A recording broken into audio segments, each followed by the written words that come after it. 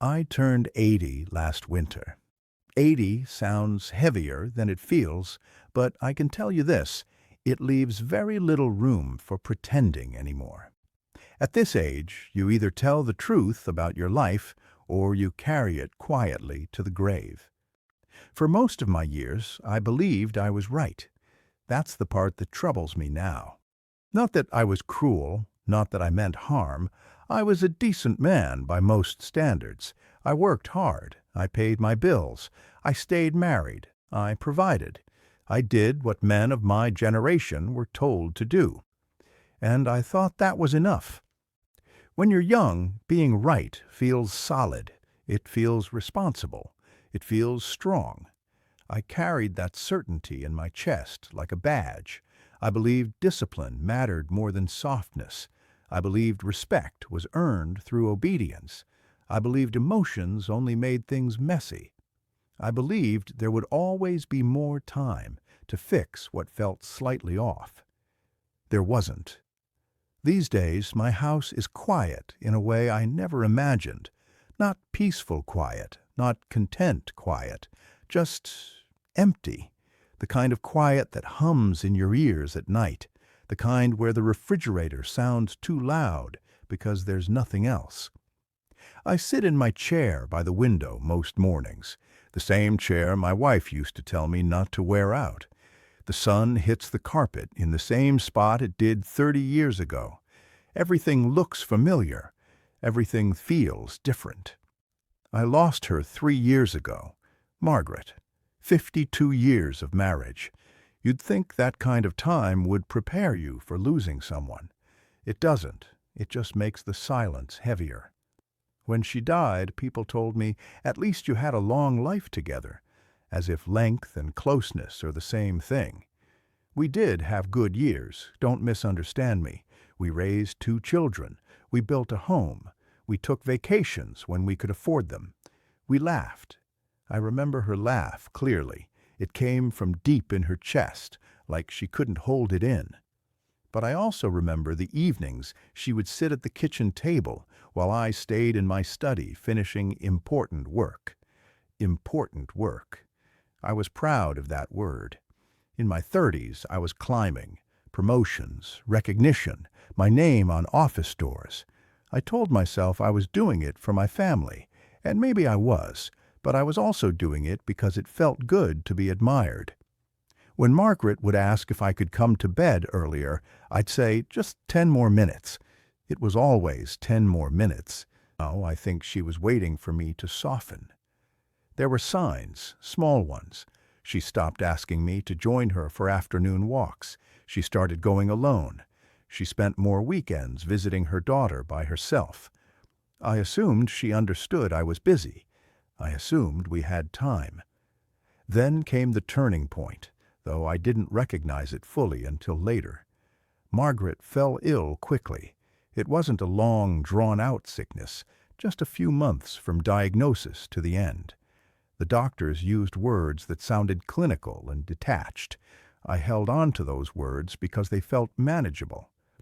In the hospital room, I sat beside her bed and held her hand. It was thinner than I remembered. Her skin felt fragile. She looked at me one evening and said very softly, "I wish we had more time together, just us." Not angrily, not accusing, just a quiet wish. And I remember thinking, we had 52 years. But that wasn't what she meant. She meant time where I wasn't half elsewhere, time where I wasn't thinking about work or proving something or being right. She died on a Tuesday morning. I was there. I did not miss that moment, but I missed thousands before it. After the funeral, the house changed. It didn't feel like mine anymore. It felt like evidence. Her books on the shelf, her shoes by the door, the dent on her side of the mattress.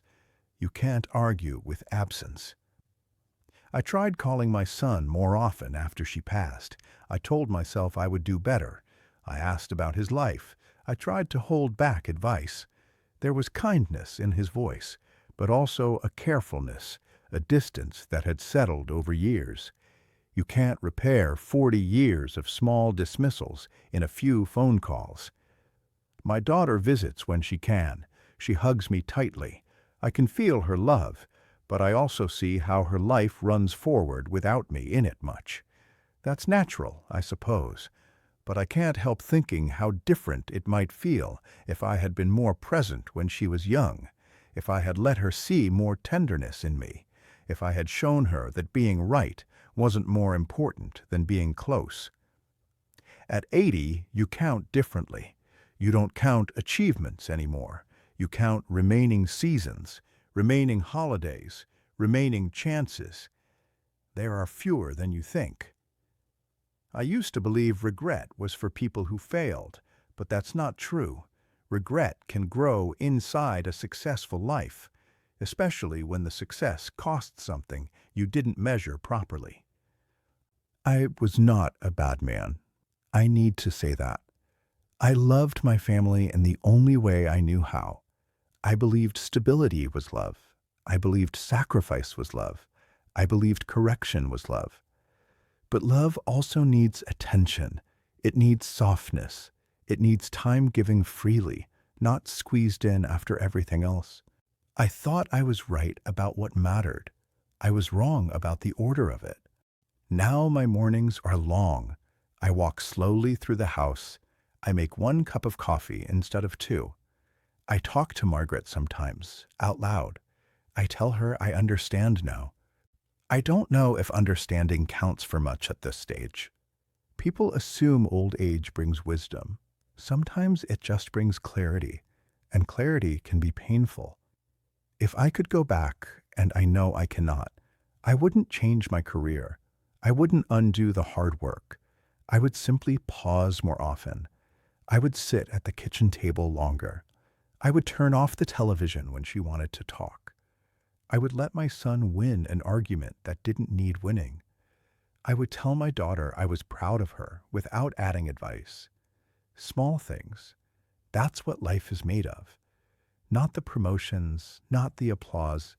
Small, ordinary moments where someone feels seen. When you're in the middle of building your life, you think the foundation is money or status or being correct, but the real foundation is presence, and presence doesn't wait for retirement. I don't say this to preach. I have no authority left for that. I've spent most of it. I say it because at 80, there is a certain honesty you can't avoid. The mirror becomes blunt. It shows you not only who you were, but who you might have been. I am grateful for my years, truly. I am grateful for Margaret, for my children, for the roof over my head. Gratitude and sorrow can live in the same room. They do in mine. If you are younger than I am, and most of you are, don't assume there will be more time to soften. Don't assume the people who love you will always wait patiently while you finish something more important. There is almost nothing more important than sitting beside someone and listening without preparing your response. I learned that at 80, and I would give every promotion I ever earned to have learned it at 40. The light is fading earlier these days. I notice that. Winter afternoons grow dim before I'm ready. I sit by the window and watch the street. Families come home. Lights turn on in other houses. Life continues, busy and certain. I used to feel certain too. Now I feel aware that being right is a lonely victory, aware that love unattended slowly thins, aware that time does not announce when it is about to run out. I thought I was right until I turned 80. If this meant something to you, hold someone a little longer tonight, not because you're afraid, just because you can. As for me, I'll sit here a while longer. The house is quiet, but it still carries her voice if I listen carefully. And for what time I have left, I am trying, finally, to simply listen.